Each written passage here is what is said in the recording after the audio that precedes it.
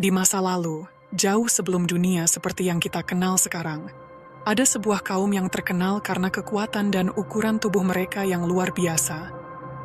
Mereka dikenal sebagai kaum Jabarun, manusia raksasa yang menjulang tinggi dengan tubuh sebesar pohon-pohon besar. Kisah ini berawal saat Nabi Musa alaihissalam memimpin Bani Israel keluar dari perbudakan di Mesir oleh Fir'aun dan bala tentaranya.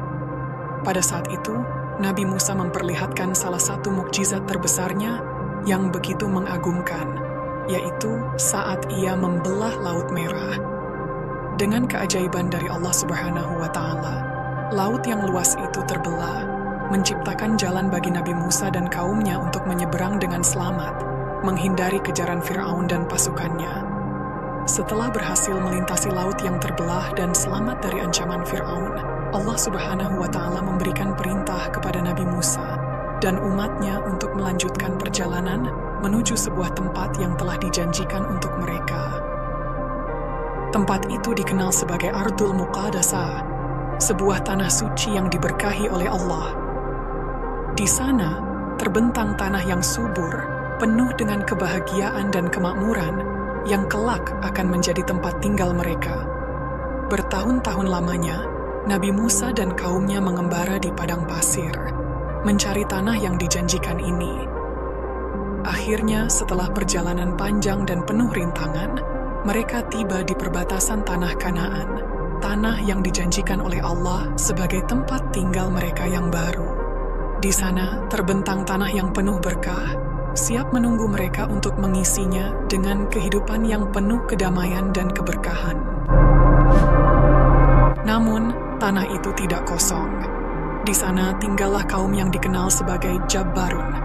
Mereka adalah raksasa setinggi 22 meter, dengan tubuh yang kekar dan mata yang memancarkan kilat ketakutan. Setiap kali mereka berjalan, bumi bergetar, dan setiap kali mereka bersuara, gunung-gunung seakan merunduk. Ketika Bani Israel mengetahui kabar tentang kaum Jabbarun ini, mereka merasa takut. Bagaimana mungkin kita bisa mengalahkan mereka? Gumam mereka. Mereka begitu besar dan kuat, sementara kita hanyalah manusia biasa. Kabar tentang kaum raksasa ini menyebar dengan cepat, dan rasa takut menjalar di hati setiap orang. Bani Israel pun mulai meragukan kemampuan mereka untuk merebut tanah yang dijanjikan itu.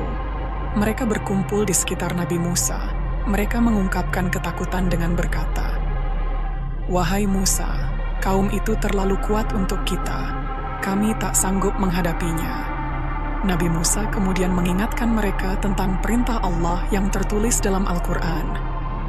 "Wahai kaumku, masuklah ke tanah suci yang telah ditentukan Allah bagimu, dan janganlah kamu berbalik ke belakang, nanti kamu menjadi orang yang rugi."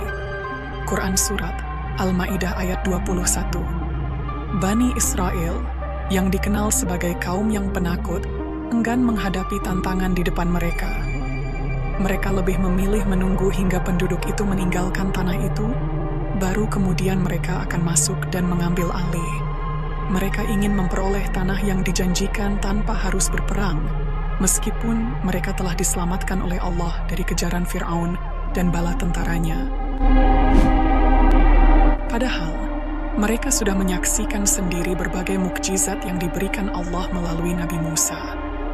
Bukan hanya sekali atau dua kali, tetapi berulang kali mereka melihat tanda-tanda kekuasaan Allah, termasuk mukjizat terbesar ketika Nabi Musa membelah Laut Merah. Dengan mata kepala mereka sendiri, mereka melihat laut yang luas itu terbelah, memberi mereka jalan untuk lolos dari bahaya. Namun, meski telah menyaksikan semua keajaiban ini, mereka tetap saja ragu dan tidak sepenuhnya percaya kepada Allah dan Nabi-Nya. Rasa takut itu begitu dalam, hingga banyak dari mereka yang memilih untuk tidak melanjutkan perjalanan. Mereka mulai berkeluh kesah dan berkata kepada Musa, "Wahai Musa, sesungguhnya di dalamnya ada orang-orang yang sangat kuat dan kejam. Kami tidak akan memasukinya sebelum mereka keluar. Jika mereka keluar dari sana, kami pasti akan masuk." Quran Surat Al-Ma'idah ayat 22. Namun, Nabi Musa, dengan keteguhan hati yang selalu ia miliki, tidak goyah. "Janganlah takut," katanya dengan penuh keyakinan. "Allah bersama kita. Jika kita beriman dan bertawakal, tidak ada yang mustahil. Allah yang telah membebaskan kita dari tangan Fir'aun, Dia yang akan memberikan kemenangan kepada kita." Musa pun kembali menasihati mereka. "Berkatalah dua orang laki-laki di antara mereka yang bertakwa, yang keduanya telah diberi nikmat oleh Allah. Masukilah pintu gerbang negeri itu untuk menyerang mereka. Jika kamu memasukinya, kamu pasti akan menang. Bertawakallah hanya kepada Allah jika kamu orang-orang mukmin." Quran Surat Al-Ma'idah ayat 23.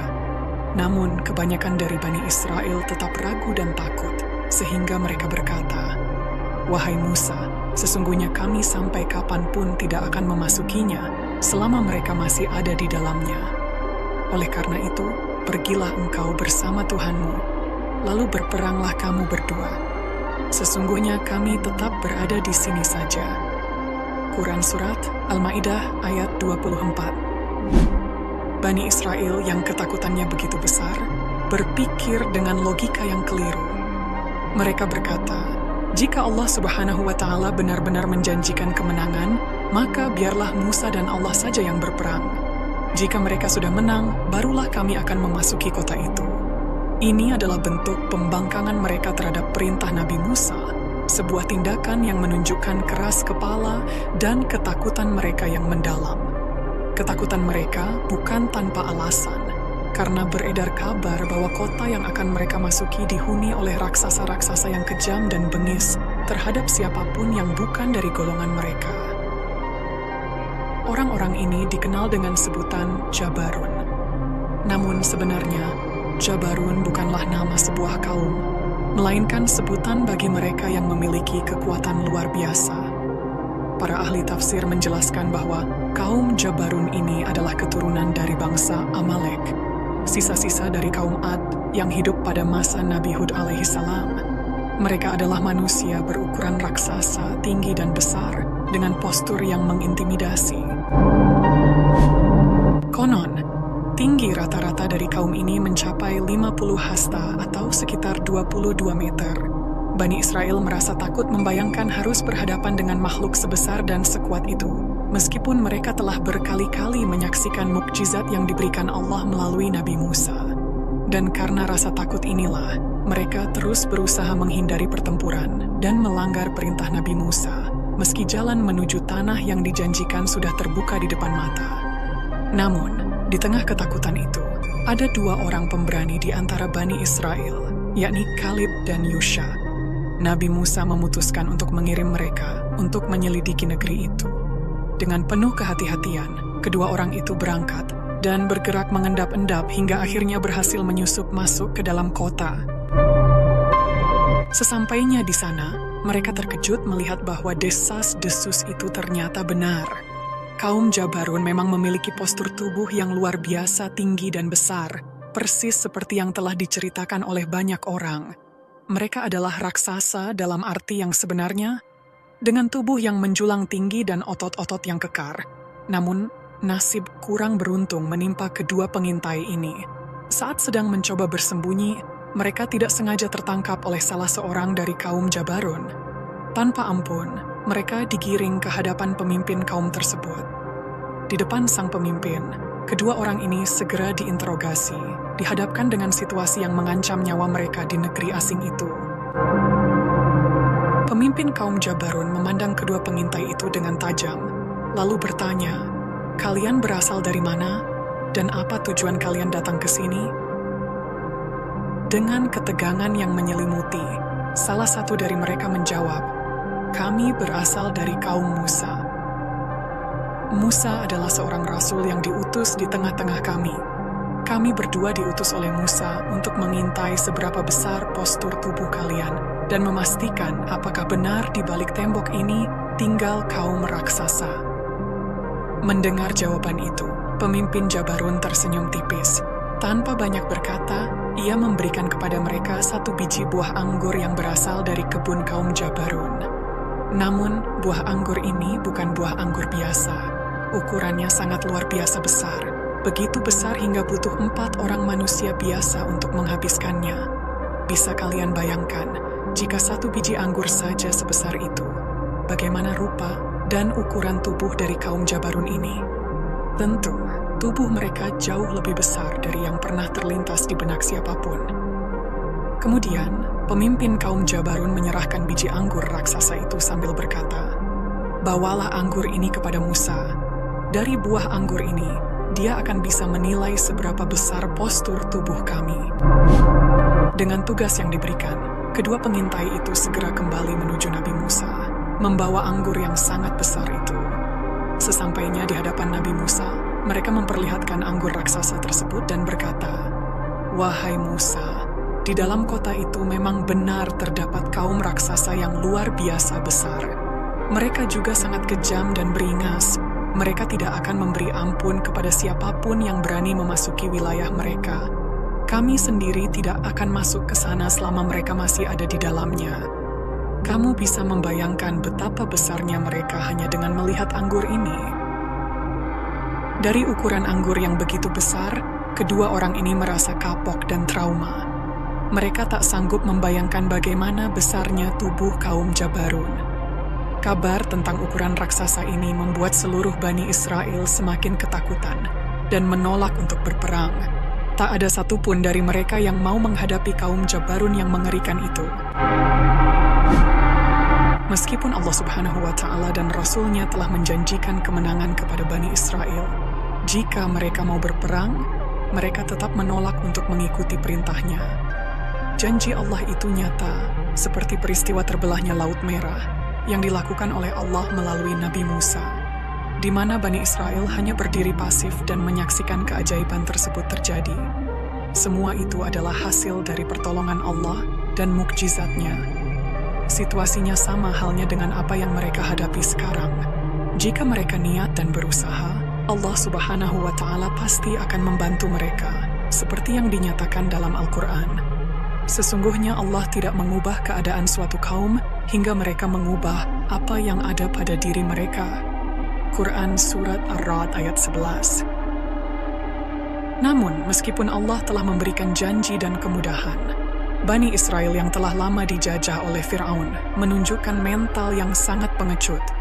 Akibatnya, Allah memberikan hukuman atas ketidakpercayaan mereka. Allah berfirman, "Sesungguhnya negeri itu terlarang buat mereka selama 40 tahun. Mereka akan mengembara kebingungan di bumi. Maka, janganlah engkau bersedih atas kaum yang fasik itu." Quran Surat Al-Ma'idah ayat 26. Dengan hukuman ini, Allah menegaskan bahwa mereka akan tersesat di padang pasir selama 40 tahun lamanya. Allah berfirman agar Bani Israel tidak merasa sedih memikirkan nasib orang-orang yang fasik itu. Ketika Nabi Musa dan Nabi Harun mulai kehilangan harapan karena tidak ada satupun dari kaumnya yang mau menaati perintah kecuali Yusha dan Kalib, Nabi Musa mengangkat tangannya dan berdoa kepada Allah Subhanahu wa Ta'ala. "Ya Tuhanku, aku tidak mempunyai kekuasaan apapun, kecuali atas diriku sendiri dan saudaraku. Oleh sebab itu, pisahkanlah antara kami dan kaum yang fasik itu." Quran Surat Al-Ma'idah ayat 25. Nabi Musa memohon kepada Allah untuk memisahkan mereka dari orang-orang yang menolak berjuang, sehingga hanya Musa, Harun, Yusha, dan Kalib yang akan melanjutkan tugas mereka. Dengan demikian, Musa dan Harun akan memimpin mereka untuk berperang dan memasuki tanah itu, sementara Bani Israel yang pengecut akan dibiarkan tersesat di padang pasir. Ketika Bani Israel yang menolak berperang merasa putus asa, mereka mulai berpikir untuk kembali ke Mesir. Mereka merasa lebih baik hidup sebagai budak di Mesir daripada menghadapi kemungkinan mati berperang di tanah yang dijanjikan itu. Namun, Allah Subhanahu wa Ta'ala tidak mengabulkan permohonan Nabi Musa dan Nabi Harun. Sebagai gantinya, Allah Subhanahu wa Ta'ala memutuskan bahwa tanah suci yang telah dijanjikan akan diharamkan bagi Bani Israel selama 40 tahun ke depan. Mereka yang mencoba kembali ke Mesir akan berakhir kembali di titik awal perjalanan mereka. Selama 40 tahun mereka akan berputar-putar di padang pasir Sinai, mengalami kebingungan dan kesulitan tanpa henti. Di tengah terik matahari padang pasir yang membakar, serta kesulitan mendapatkan makanan dan minuman, Allah Subhanahu wa Ta'ala masih memberikan pertolongan kepada kaum ini. Allah mengirimkan awan untuk memberikan naungan dan melindungi mereka dari terik matahari. Selain itu, ketika mereka kekurangan makanan dan minuman, Allah menurunkan mana dan salwa sebagai pengganti. Mana adalah sejenis madu yang lembut dan manis yang menjadi minuman mereka, sementara salwa adalah burung puyuh yang dagingnya sangat lezat. Burung-burung ini datang berbondong-bondong dari tempat yang tidak dikenal dan dengan mudah bisa ditangkap serta dimakan oleh mereka. Seperti yang tertulis dalam Al-Quran, kami menaungi kamu dengan awan dan kami menurunkan kepadamu manna dan salwa. Makanlah makanan yang baik-baik dari rezeki yang telah kami berikan kepadamu. Mereka tidak menzalimi kami, tetapi justru merekalah yang menzalimi diri sendiri. Quran Surat Al-Baqarah ayat 57. Selama 40 tahun di padang pasir, meskipun mereka terus mengalami kesulitan, Allah Subhanahu wa Ta'ala tetap memberikan pertolongan kepada mereka. Dan dalam perjalanannya, generasi kaum Jabarun akan berakhir pada sosok Jalut. Jalut adalah seorang raja raksasa yang menakutkan, yang akan menjadi akhir dari kisah kaum Jabarun. Ia dikenal karena postur tubuhnya yang sangat besar dan kekuatan yang menakjubkan. Namun, nasibnya berubah ketika ia dihadapi oleh Nabi Daud dalam sebuah duel epik 1 lawan 1. Dalam pertarungan yang menentukan itu, Nabi Daud berhasil mengalahkan Jalut, menandai berakhirnya kekuasaan kaum Jabarun. Wallahu alam bisawab. Dan demikianlah akhir dari kisah kaum Jabarun, yang menjadi bagian dari sejarah penuh mukjizat dan pelajaran. Semoga kisah ini memberikan manfaat dan pemahaman yang lebih dalam. Jika ada kekurangan atau kesalahan, mohon dimaafkan. Kebenaran berasal dari Allah Subhanahu wa Ta'ala, sementara kekhilafan dan kesalahan adalah dari diri saya sendiri sebagai manusia biasa. Sampai jumpa di kisah-kisah seru dan penuh makna berikutnya. Saya tutup. Wassalamualaikum warahmatullahi wabarakatuh.